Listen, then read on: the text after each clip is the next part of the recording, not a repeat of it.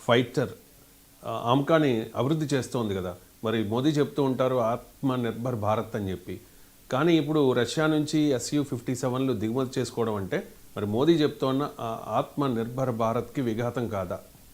Yes అండి. ఇప్పుడు ఒక రకంగా చెప్పాలంటే భారతదేశం కూడా 5th generation fighter AMCA advanced medium combat air craft ఒకటి తయారు చేస్తున్నాం. దానికి డబ్బులు కూడా 15,000 కోట్లు శాంక్షన్ కూడా చేయడం జరిగింది కావాల్సిన బడ్జెట్లో. ఇది ఇప్పుడు బెంగళూరులో తయారవుతుంది హాల్లో. కానీ ఇది రావడానికి పట్టే సమయం 2035 నాటికి కానీ భారతదేశ వాయుసేన అమ్ముల పొదులోకి చేరదు 2035 నాటికి. మరి ఈ మీన్ వైల్లో మన సెక్యూరిటీ థ్రెట్ని ఎలా తట్టుకోవాలి? మనకుండా భయం బెదిరింపులు వీటిని ఇటు పాకిస్తాన్ చైనా నుంచి J-35Aలు తెచ్చేసుకుంటుంది. ఆల్రెడీ చైనా కొన్ని వందల 5th జనరేషన్ ఫైటర్స్ని టిబెట్లో మోహరించేసింది. ఇటు అరుణాచల్ ప్రదేశ్ నుంచి జింజియాంగ్ ప్రావిన్స్ దాకా మొత్తం టిబెట్లో మోహరించింది ఇండియాకి ఎగ్నెస్ట్గా. సో చాలా తీవ్రమైన ప్రమాదంలో ఉన్నాం. 2035 నాటికి కానీ మన ఆమ్కా రాదు. సో ఈ మీన్ వాల్యూ సెక్యూరిటీ సెటప్ని తట్టుకోవాలంటే ఇమ్మీడియట్గా మనకు కొన్ని 5th జనరేషన్ 5వ తరం యుద్ధ విమానాలు కావాలి. అందువల్ల 5వ తరం యుద్ధ విమానాలు దొరికేది కేవలం రష్యా అమెరికా దగ్గరే. మనం చైనా నుంచి తెచ్చుకోం కాబట్టి. సో అమెరికా నుంచి అంత కాస్ట్లీ అంత డేంజరస్ అమెరికాని నమ్మడానికి లేదు, కిల్స్ ఇచ్చే అని. కాబట్టి రష్యా నుంచి మనం తెచ్చుకుంటున్నాం. దీనివల్ల ఆత్మనిర్భర్కి వచ్చే ప్రమాదం ఏమీ లేదు. ఎందుకంటే భారతదేశం చాలా సిన్సియర్గా ఆత్మనిర్భర్లో భాగంగా 5th జనరేషన్ ఫైటర్స్ మీద ఎక్కువ ఫోకస్ చేస్తుంది మోడీ ప్రభుత్వం. కానీ మీన్ వైల్లో దీన్ని తెచ్చుకోవడం వల్ల కాస్త ఎక్కువ డబ్బులు మనం పెట్టవలసి వస్తుంది. కొన్ని బిలియన్స్ ఆఫ్ డాలర్స్ పెడతాం.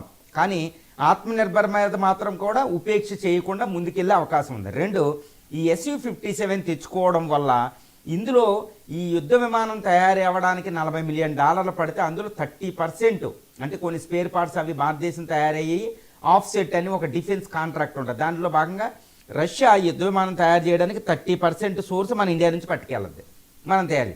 కాబట్టి 30% డబ్బు మళ్ళీ మనకు మిగిలిద్ది. దీనివల్ల మన స్వదేశీ ఇండస్ట్రీస్ చాలా వందలాది ఏరోస్పేస్ ఇండస్ట్రీస్ మన మీద మనకి డెవలప్ అవుతాయి.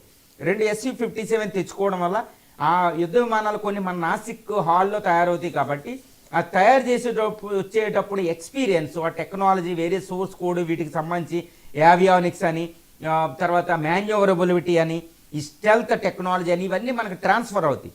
ఈ టెక్నాలజీని మన ఆమ్కాలో ఉపయోగించడం వల్ల ఆమ్కా అనేది ఇంకా లాంగ్ టర్మ్ జాగ్రత్తగా ఎటువంటి టెక్నికల్ స్నాక్స్ రాకుండా తొందరగా తయారైపోతుంది. కాబట్టి మన ఆత్మనిర్భర్కి ఇది ఒక బాగా ఉపయోగించుకుంటే ఆఫ్సెట్ కాంట్రాక్ట్, కొన్ని టెక్నాలజీ ట్రాన్స్ఫర్స్, వీటి వల్ల మనకు ఉపయోగమే జరుగుతుందండి. ఆపై మనం ఎటువంటి ప్రాబ్లము రాదు ఆత్మనిర్భర్లో.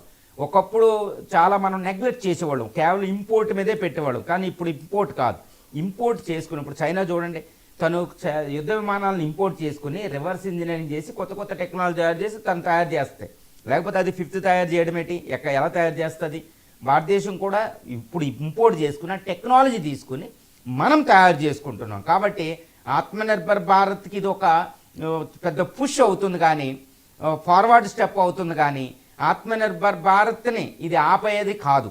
ఎప్పుడు భారతదేశ సంకల్పం వహించాలి ఏమని, మన ఆత్మనిర్భర్ భారత్ ఎట్టి పరిస్థితులు వెనక్కి వెళ్ళకూడదని. కాబట్టి మన ఆత్మనిర్భర్ భారత్కి ఇది ఎటువంటి ప్రమాదం కాదు. ఇది ముందు చూపుతో తీసుకుని ఒక అద్భుత నిర్ణయం అని చెప్పొచ్చు.